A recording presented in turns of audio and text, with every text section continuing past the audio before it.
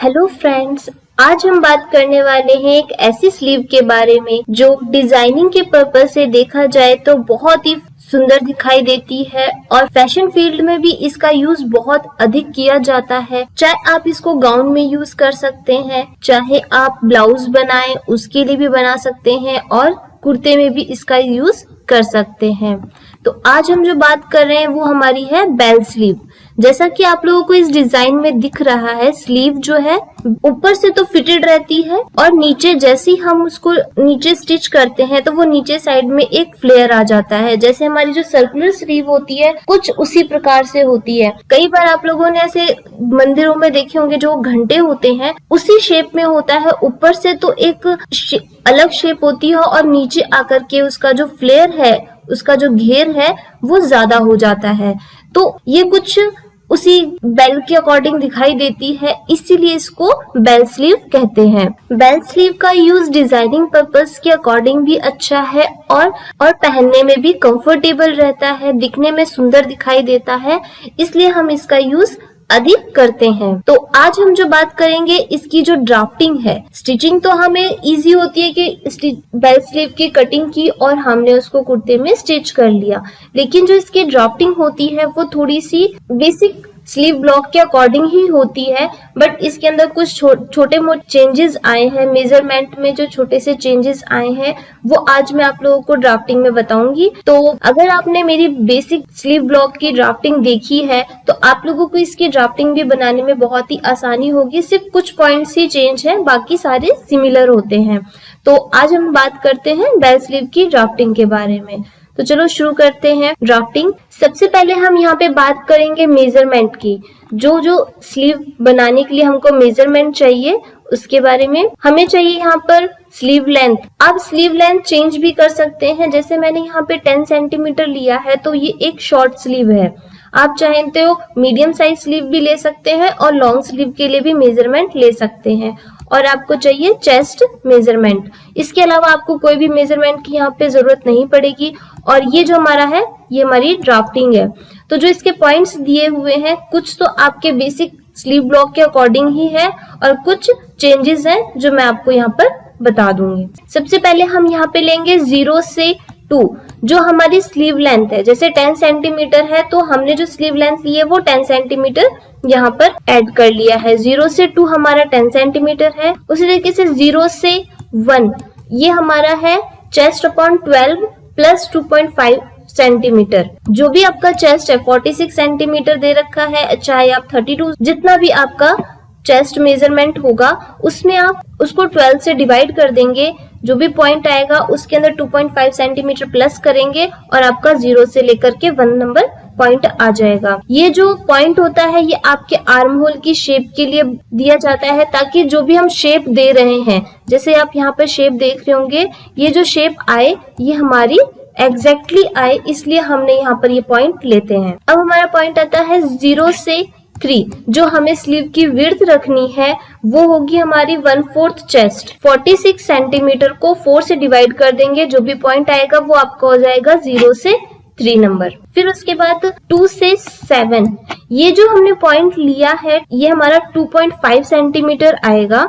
ये हमने थोड़ा सा शेप के लिए लिया है, ताकि जब हम कोई, जैसे ये बेल स्लीव है तो इसके अंदर एक हल्की सी शेप भी आएगी, तो उस शेप को सही से एक राउंड फिगर में आए या फिर एक जो फ्लेयर है उसका एक अच्छा लुक दे, उसके लिए हमने यहाँ पर 2 से 7 नंबर पॉइंट लिया है जो 2.5 सेंटीमीटर है। इसका ये हो जाएगा कि आपकी जो स्लीव होगी वो यहाँ से तो हल्की सी बड़ी हो जाएगी, जो आपके शोल्डर से लेकर के जो स्लीव लेंथ आएगी वो यहाँ से तो एकदम सही आएगी, और जब आप आर्म होल के साइड से देखेंगे तो वो थोड़ा सा अंदर साइड में रहेगी। तो जब जैसे आप हाथ नीचे करेंगे तो वो इक्वल आए, इसलिए हमने यहाँ पर ये पॉइंट एक्स्ट्रा लिया है। और आपका जो यहाँ पे पॉइंट आ रहा है 5 से 6 ये 3 सेंटीमीटर एक्स्ट्रा लिया है, ताकि जो हमारी जो शेप देनी है, हमको बेल की शेप देनी है, उसके लिए आप चाहें तो यहाँ पर ये शेप के लिए एक्स्ट्रा भी ले सकते हैं, 4 सेंटीमीटर भी ले सकते हैं और 5 या 6 सेंटीमीटर भी ले सकते हैं। जितना आप फ्लेयर रखना चाहते हैं उस अकॉर्डिंग आप इसकी लेंथ ले सकते हैं। तो यहाँ पे 5 से 6 मैंने 3 सेंटीमीटर ले रखा है। उसके बाद आप इसे 4 to 6 को एक स्ट्रेट लाइन में ड्रॉ कर देंगे। सेम वैसे ही करना है, 7 से 5 को एक कर्व शेप में ज्वाइन करना है। उसके बाद इसको थोड़ा सा एक्स्ट्रा बढ़ा देंगे और ये 6 नंबर 3 सेंटीमीटर हमने पहले से ले रखा है, तो हमारा 6 नंबर पॉइंट आया हुआ है। तो जब हमको शेप देनी है वो थोड़ी सी स्लाइड कर्व में देनी है, मतलब हल्का सा राउंड में देनी है, तो इसलिए हमने यहाँ से इसको हल्की सी शेप दे दी है। ये जब 6 नंबर पॉइंट पे जाएगा, जैसे यहाँ से तो हमने जब 5 से 6 लेंगे 3 सेंटीमीटर तो हमारा स्ट्रेट लाइन आएगी, लेकिन हमको स्ट्रेट तो करना नहीं है, तो हल्का सा कर्व देना है।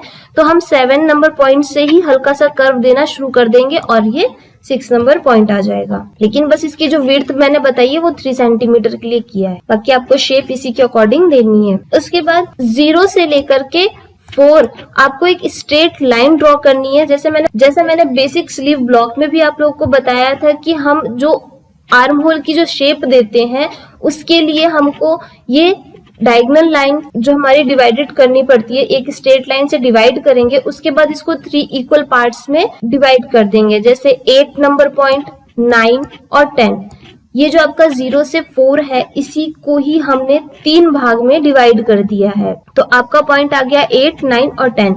अब जो हमको आर्म होल की शेप देनी है, जैसे हमारी फ्रंट की होगी, बैक की शेप हो गई, इन दोनों की शेप सही आए इसके लिए हमने यहाँ पर 8 से 11 जो पॉइंट है ये हमारा 1 सेंटीमीटर है, 9 से 13 0.5 सेंटीमीटर और 9 से 14 भी 0.5 सेंटीमीटर, 10 से 16 हमारा 1 सेंटीमीटर है। अब जो यहाँ पे हमने 1 सेंटीमीटर दिया है इसको भी हाफ कर देंगे, तो जो हाफ रहेगा वो बैक फ्रंट की हो जाएगी और जो 1 सेंटीमीटर रहेगा वो बैक की हो जाएगी। तो जो आपके बाहर साइड वाली जो शेप दिख रही है वो बैक शेप है और जो इनर है वो फ्रंट की शेप है। तो इसी तरीके से आपकी ये बेल स्लीव की ड्राफ्टिंग हो जाएगी।